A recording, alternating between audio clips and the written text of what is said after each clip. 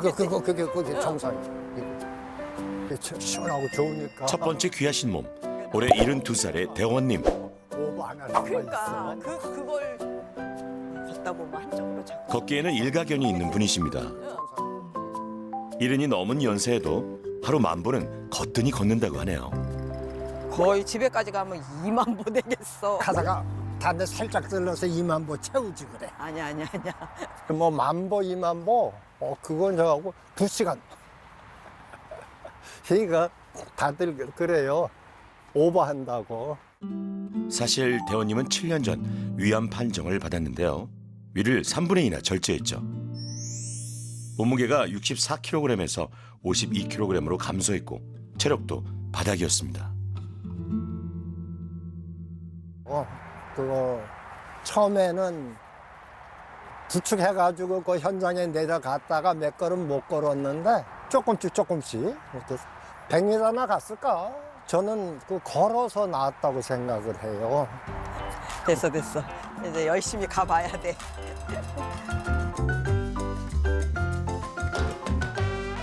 힘들지? 힘드는데 응. 기분 좋은 힘든데. 다리를 끌은 것 같아. 아, 자세히 보니 정말 발 뒤꿈치를 끌면서 걸으시네요. 발이 바닥에서 거의 떨어지질 않습니다. 동네 사람들한테서도 그렇게 뒤꿈치를 꿇고 다니는 그 할머니들이 그렇게 이야기한 걸 내가 2번인가 들었어요. 그땐 제법 잘 걸었어요. 제가 못 쫓아갈 정도로. 근데 이제 요새는 걷는 걸 뒤에서 보면 힘들 때 이 뒤꿈치를 이렇게 끌면서 걷더라고요. 제대로 걷고 있는지 그거가 굉장히 큰 의문점이었었어요. 나이가 들면서 노화가 진행되면 걷는 자세에도 변화가 찾아오는데요. 가장 큰 원인은 근육 감소에 있습니다.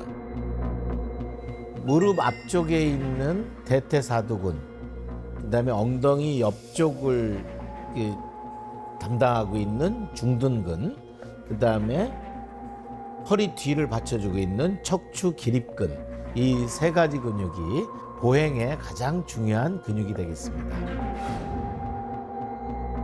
걷기는 우리 신체의 수많은 신경과 근골격계가 조화를 이뤄서 가능한데요.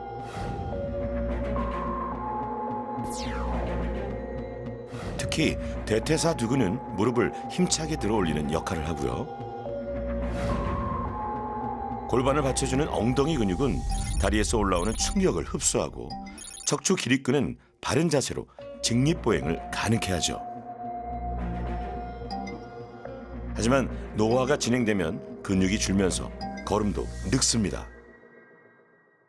걸음걸이도 늙어진다, 이제 이런 표현을 쓸 수가 있습니다. 보행의 3요소의 근육, 대퇴사두근과 엉덩이 근육과 척추 기립근, 이런 중요한 근육들이 빠지게 됩니다. 그러면 척추는 약간, 허리는 구부러지고 보폭이 작아지겠죠. 그래서 종종걸음이 됩니다. 마포의 작은 음식점. 대원님 부부가 운영하는 가게인데요. 아내는 음식을 만들고 대원님은 서빙과 설거지를 담당하고 있죠.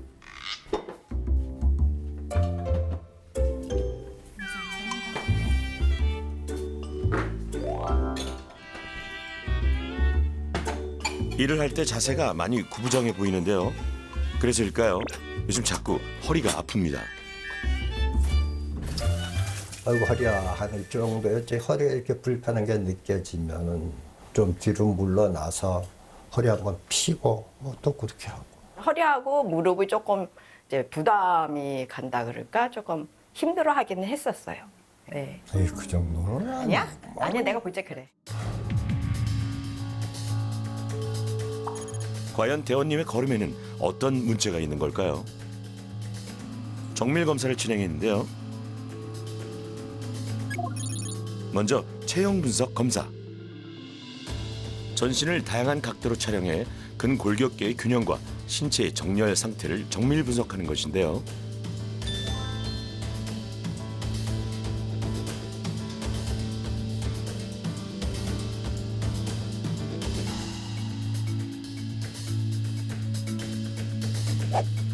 대원님은 구부정한 자세로 인해 키가 1.6cm나 손실된 상태.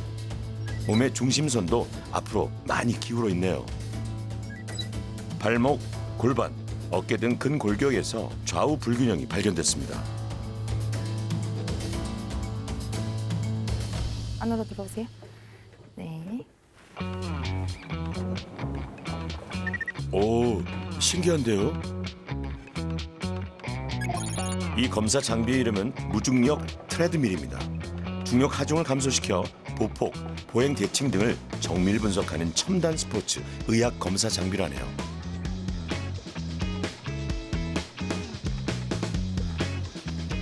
과연 대원님의 걸음걸이는 어떨까요? 먼저 체중 지지 비율, 좌우 불균형.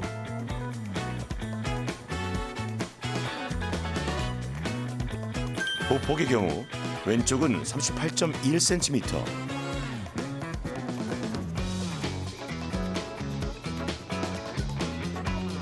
반면 오른쪽은 40.6cm로 좌우 보폭에 차이가 있습니다. 한국 스포츠 정책 과학원에 따르면요, 적정 보폭은 키의 37에서 45% 범위인데요.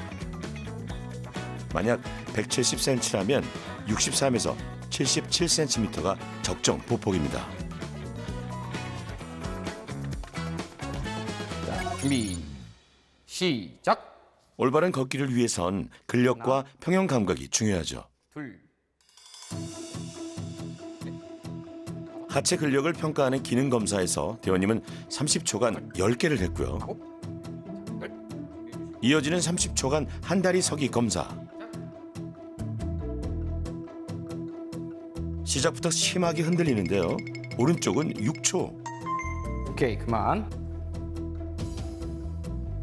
왼쪽은 2초 평형 감각이 떨어져 있다는 걸 의미하죠. 통증은 없고 너무 많이 흔들렸어요. 예. 제일 중요한 것 중에 하나는 이 감각신경, 평형 감각이 떨어져서 넘어지시는 경우는 굉장히 위험하거든요. 그래서 모든 목표 중에 하나가 넘어지지 않아야 된다. 그리고 운동을 할 때 오른쪽 왼쪽으로 자꾸 이렇게 치우침이 없어야 된다. 그래서 평형 운동은 나이가 드시는 노인분들에게 점점 더 강조가 됩니다. 지금 이제 이렇게 여기가 당기고 마지막으로 김진구 교수님이 직접 대원님의 증상을 확인하는 이학적 검사가 진행되는데요. 눌러서 굉장히 아파하시네. 하루 10,000보 이상을 걷지만 무릎이 아픈 대원님. 어떤 결과가 나왔을까요? 심한 관절염은 아니고 제가 이학적 검사할 때 보니 묘기 힘줄에 염증이 있습니다. 여기다. 그래서 여기 슬개 건염이라고 하는 힘줄에 염증이 조금 와 있는데 너무 많이 걷거나 내리막길을 과도하게 내려오게 되면 통증이 있을 것 같고 이제 한 발 서기를 굉장히 못 하세요. 그 얘기는 한 발 서기는 이제 골반의 안정성과 요 중둔근, 엉덩이 근육이 받쳐줘야 되는데 이쪽의 근육이 약하면 이제 잊지 못하고 조금만 미끄러운 길에서도 잘 넘어지세요. 걷기를 하루 6,000보 이하로 줄이고 보폭을 늘리라는 처방이 내려졌죠. 걷기는 일상에서 누구나 할 수 있는 대표적인 유산소 운동인데요. 보행은 발이 바닥에 닿는 디딤기 시간 70%와 발이 지면에서 떨어지는 흔듦기 시간 30%로 이루어집니다. 걸을 때 보행 간격은 약 5에서 7도 정도 바깥으로 향하는 것이 정상인데요. 보행 각도가 9도 이상이면 팔자걸음, 5도 이하로 향하면 안짱걸음이 되죠.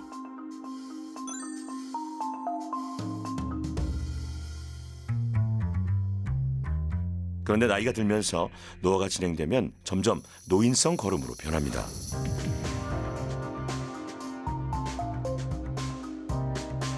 대표적인 증상은 보폭이 줄어든다는 것인데요.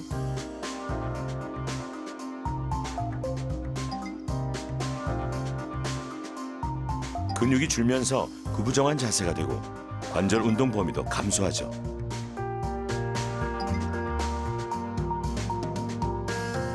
그러면서 보폭이 좁은 종종걸음으로 변하는데요.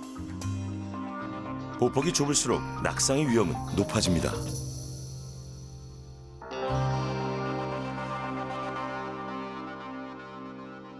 무의식 중에 편안하게 걷는 정도의 보폭보다 한 10cm 정도를 앞에다 놓고 그 정도를 걸으려고 해보십시오. 그렇게 되면은 들어올릴 때의 대퇴사두근, 디딜 때 햄스트링 근육에 자극을 주게 됩니다. 그래서 목을 넓게 가져가는 습관을 잘 들여놓으시면 나이가 들어도 그 걸음걸이를 유지하실 수가 있습니다. 신체 나이는 늙어도 내 보행은 늙지 않게 만들 수가 있는 거죠. 인천에서 만난 세 번째 귀하신 몸. 아유 시원하다.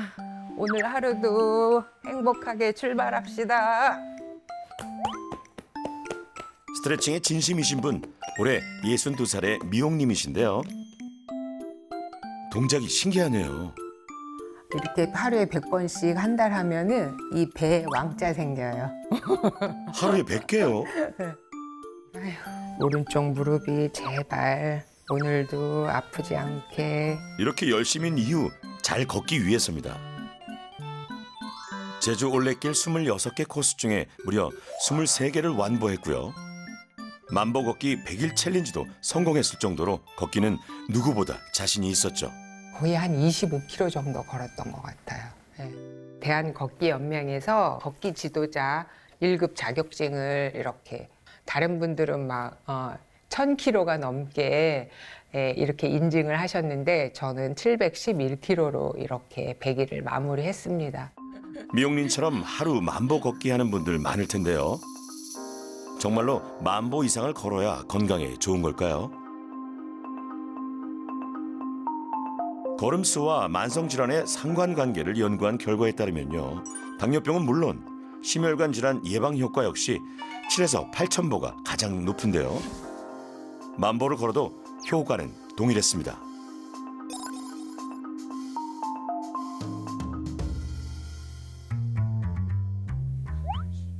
하루 만보는 거뜬히 걸었던 미용님. 2년 전 갑자기 시작된 무릎 통증. 그 정도가 점점 심해지고 있습니다. 한 2년 전부터는 계속 무릎이 아파가지고요. 통증이 수시로 오니까 요즘은 5,000보 걷기도 한꺼번에 걷기도 좀 무리인 것 같아요.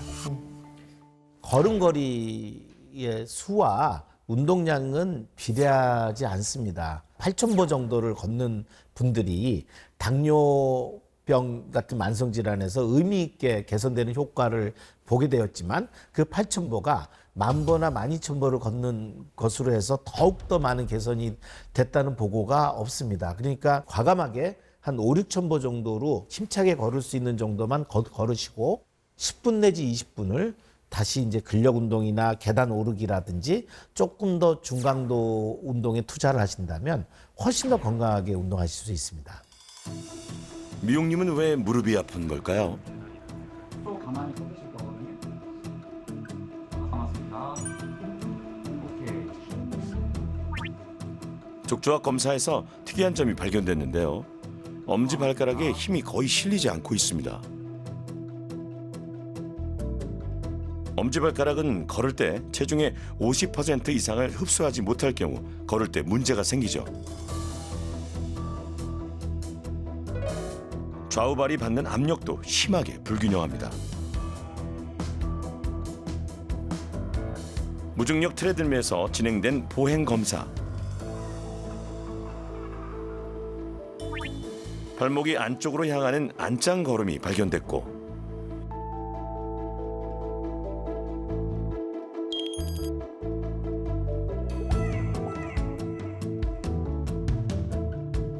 미용님 역시 좌우 보폭이 불균형하게 나타났고 보폭도 적정 범위보다 좁았습니다. 쭉 그냥 자연스럽게 오셔서 앉으시면 되겠습니다. 네. 미용님의 안짱 걸음을 유심히 살펴보시는데요. 네.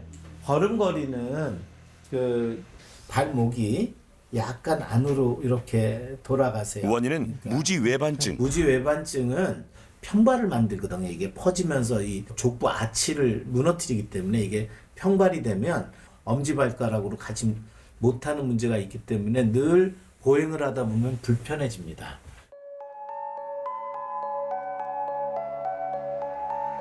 미용님은 무지외반증으로 인해 걸을 때 충격이 발에 흡수되지 못하고 그대로 무릎으로 전달되면서 통증이 유발된 것이죠.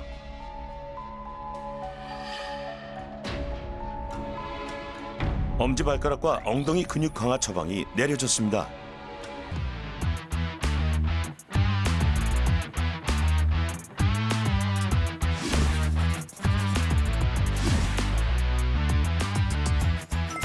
대원님의 보행 중간 점검.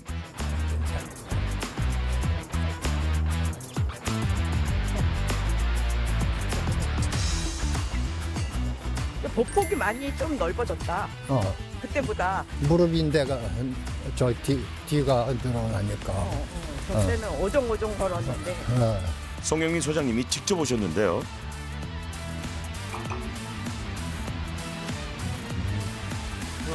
하나, 둘, 무릎을. 대원님의 핵심 솔루션은 보폭 10cm 넓혀 걷기. 제 속도 따라와 보세요. 하나, 둘, 하나. 이야, 소장님과 같은 속도로 걸으시네요. 하나. 지금 제가 빨리 걷고 있거든요. 그럼 잘 따라오고 계세요. 그 속도가 전혀 느린 분이 아니에요. 지금 아버님 숨도 별로 안 차신 것 같거든요. 좀 어떠세요? 예. 이 허벅지가 이렇게 늘어나는 것 같아서 더 시원해요. 예. 보폭이 넓어지면서 걷는 속도도 빨라진 것이죠. 이렇게 해서 1000걸음만 걸어도 운동이 되는 거죠. 불과 일주일 전만 해도 대원님은 좁은 보폭으로 발 뒤꿈치를 끌면서 걸었는데요. 저기 사모님 대원님 걸음걸이가 사모님한테 와, 정말 달라졌네요. 네. 그리고 무릎 펴고 뒤 허벅지 늘리고 키 크게 하고 하나, 둘, 하나, 둘, 하나, 둘, 하나, 둘, 하나, 엄청 둘. 좋아졌네. 잘하셨어요. 새끼 같아. 스스로도 만족스러운 것 같죠? 머리, 가슴, 다리가 따로 노는 것 같았는데 네. 지금은 걸어오는 거 보니까 같이 움직이는 것 같아요. 그러니까 2만 보를 종종 옛날처럼 걷기보다도 5,000보를 걸어도 이렇게 속도 높여서 보폭 늘려서 뒤 허벅지 스트레칭 하면서 걷는 게 좋아요. 그렇게 하겠습니다. 좋은 말이다. 진짜 너무 좋습니다.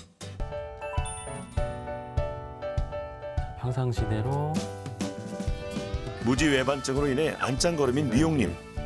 이렇게 걸으려고 하다 보니까 11자로 걷는 것이 핵심 솔루션인데요. 네네. 그러면 지금 이게 11자가 아니겠죠? 네. 이게 안쪽으로 경사져 있죠? 네.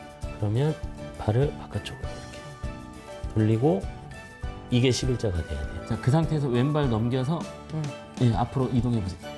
이거예요? 예. 다시 발 뒤로. 발 뒤꿈치 가운데와 엄지발가락을 일직선으로 만드는 연습을 계속해 봅니다. 지금 이제 엄지발가락 힘이 아직 약하시잖아요. 네. 그리고 무지외반증이 있으시고 네. 그래서 엄지발가락으로 바닥을 누르는 힘을 키우는 운동을 따로 알려드릴게요. 엄지발가락의 힘을 키워야 걸을 때 오는 충격을 발이 흡수해 무릎으로 전달되지 않습니다. 자, 이렇게 잡고 있으면 이게 팽팽하죠? 우리 걸을 때 11자 있죠? 뒤꿈치 가운데 엄지발가락.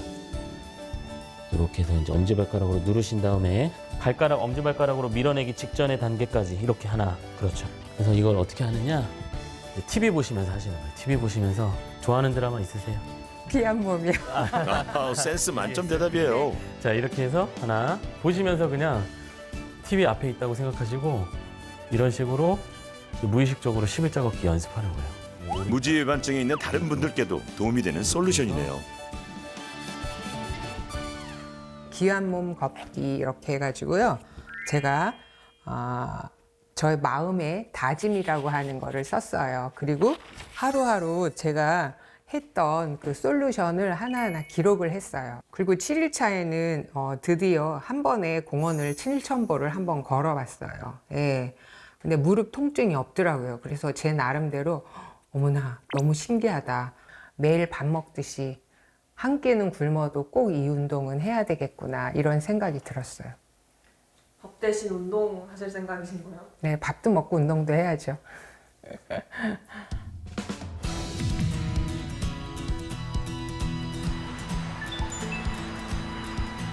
2주간의 보행 교정 프로젝트가 마무리됐습니다.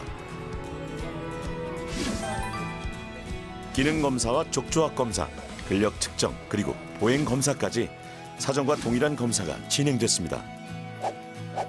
과연 세 분의 보행에는 어떤 변화가 있었을까요? 저도 궁금해지는데요. 아유, 2주 만에 이제 다시 뵙게 됐습니다. 오른쪽 무릎 통증도 좀 많이 있으셨고 네네. 지금 좀 통증은 어떠세요? 한 80 정도는 감해졌어요. 80%가 줄었다. 주관적인 변화만이 아닙니다. 이렇게 의미 있게 증가되는 경우는 사실 2주 만의 변화로 보기에는 놀라울 정도입니다. 그래서 스스로도 노력하고 네. 미용님은 모든 검사에서 좋아졌습니다. 하체 근력을 평가하는 기능검사 30초간 7개에서 17개로 무려 2배 이상 늘었습니다.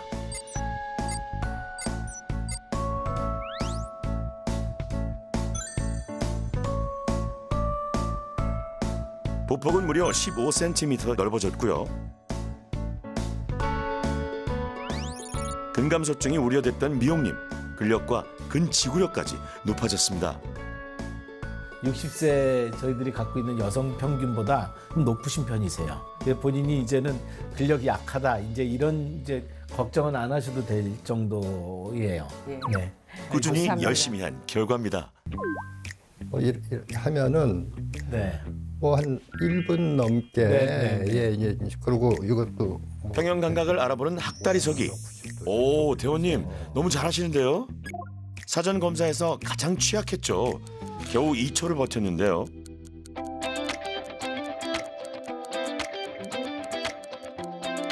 (2주) 만에 안정된 자세로 28초 동안 한발서기를 해냈죠. 와, 대원님 균형 감각이 정말 좋아졌네요. 체형 분석 검사에서도 놀라운 변화가 있습니다. 자세가 곧아지면서 키가 1.3cm나 커졌고 몸의 중심선 역시 정상에 가까워졌습니다.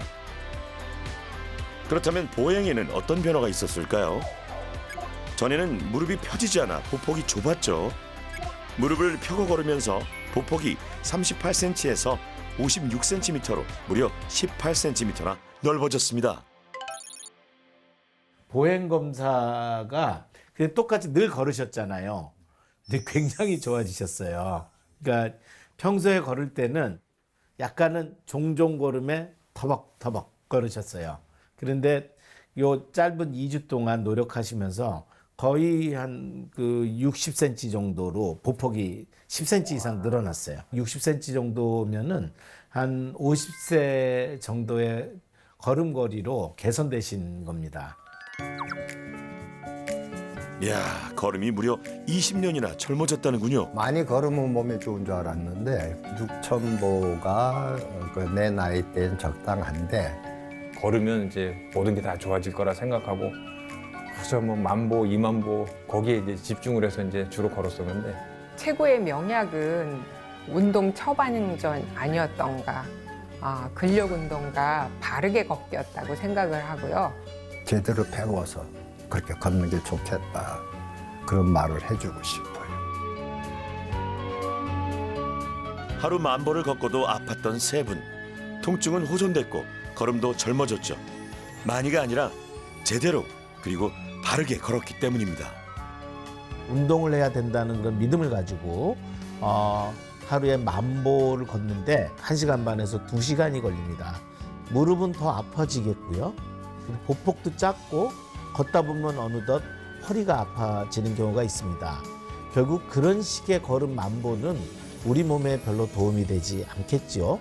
결국 양보다는 질이 더 중요하다. 8,000보 정도면 걷기는 충분하니 나머지 시간은 근력 운동과 스트레칭과 그러니까 평형 감각 운동에 신경을 좀 쓰시라, 이렇게 받아들이시는 게 좋겠습니다. 언제